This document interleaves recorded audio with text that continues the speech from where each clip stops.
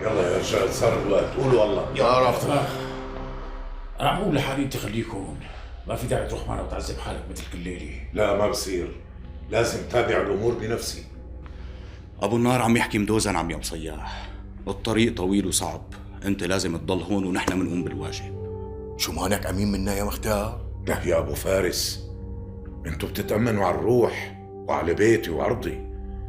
انتوا قبضايات وسقرتيه، ما بنخاف عليكم ابدا. روحوا عمي روحوا، الله معكم، انا رح ابقى هون. ماشي. يلا يا رجال. يلا مختار. الله معكم يا يلا. رجال.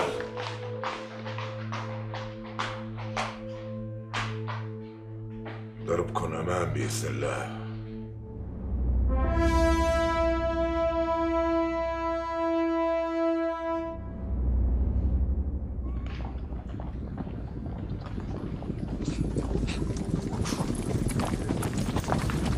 ابو احمد مور عمي ابو حسن، رح نترك الخيل هون. وزع الشباب وديروا بالكم منيح. لعيونك عمي ابو حسن. صبحي وسمعه وابو الليل الحقوني.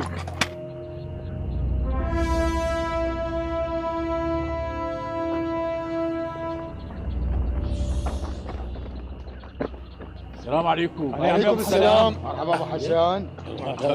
ليه سمعوا؟ ابو العز. وين رجال؟ انا ابو عبدو. قولوا والله يا رجال.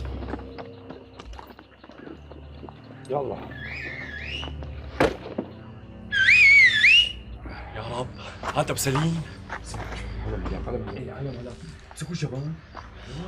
سيد عصام. خلاص يا برود. الله حياك. بلالك هالطلعة يا ابو حاتم، الشغلة مو بهالسهولة هاي اللي انت متخيلها، بعدين هاي الشباب عم يفوتوا ويطلعوا، خليهم يظبطوا امورهم مع ابو حسن برا. انا من راي الشيخ عبد العليم، انت مالك بتطلع والفوتي وترجع بنفس الليله، مو معقول يا ابو حاتم. ماشي خلاص مثل ما بتكون، بس أنا إلي حديث مع عصام لازم فهمه شو يعملوا الشباب برا.